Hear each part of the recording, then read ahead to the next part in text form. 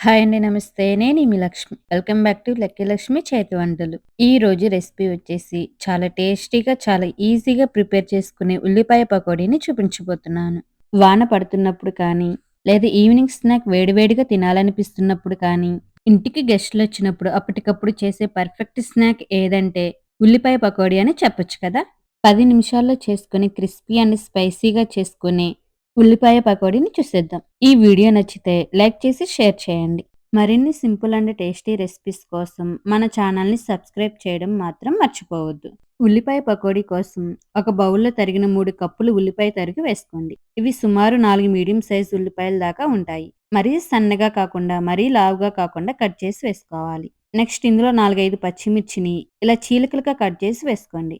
Next ఇందులో కొద్దిగా కొత్తిమీర తరుగు, అలాగే 2 రెబ్బల కరివేపాకు తరుగు, 1 టీ స్పూన్ ధనియాల పొడి, 1 టీ స్పూన్ కారం, 1 టీ స్పూన్ జీలకర్ర, రుచికి తగినంత ఉప్పు వేసి బాగా కలుపుకోండి. ఈ ఉల్లిపాయల్లో నుంచి వాటర్ రిలీజ్ అయ్యేంత వరకు 2, 3 నిమిషాల పాటు బాగా కలుపుకోవాలి.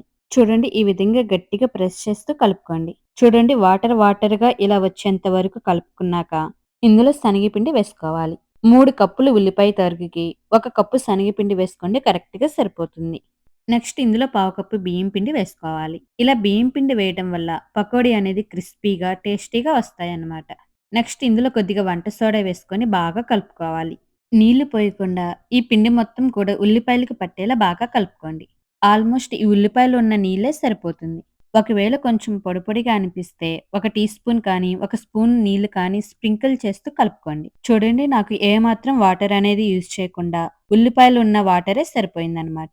పకోడీ వేసుకోవడానికి పిండి కన్సిస్టెన్సీ ఇలా ఉండేలా కలుపుకోండి. ఇప్పుడు స్టవ్ మీద ప్యాన్ పెట్టి డీప్ ఫ్రైకి సరిపడా ఆయిల్ పోసి మీడియం ఫ్లేమ్ మీద వేడి చేయండి.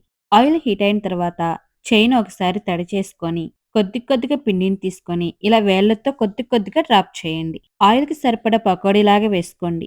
వేసిన వెంటనే తిప్పకుండా 1, 2 నిమిషాలు ఆగి రెండు వైపులా తిప్పుకుంటూ క్రిస్పీగా గోల్డెన్ కలర్ వచ్చేంత వరకు ఫ్రై చేసుకోవాలి. వీటిని మీడియం ఫ్లేమ్‌లోనే ఫ్రై చేసుకోవాలి. చూడండి ఈ విధంగా గోల్డెన్ కలర్ వచ్చాక ఒక ప్లేట్‌లోకి తీసుకొని పక్కన పెట్టుకోండి. ఇదే విధంగా పిండి మొత్తాన్ని కూడా ఫ్రై చేసుకోవాలి. అంతే అండి. ఎంతో టేస్టీగా, క్రిస్పీగా ఉండే ఆనియన్ పకోడీ రెడీ అయిపోయింది. మీరు కూడా తప్పకుండా ట్రై చేసి ఎలా వచ్చిందో కామెంట్ చేయండి. Thanks for watching.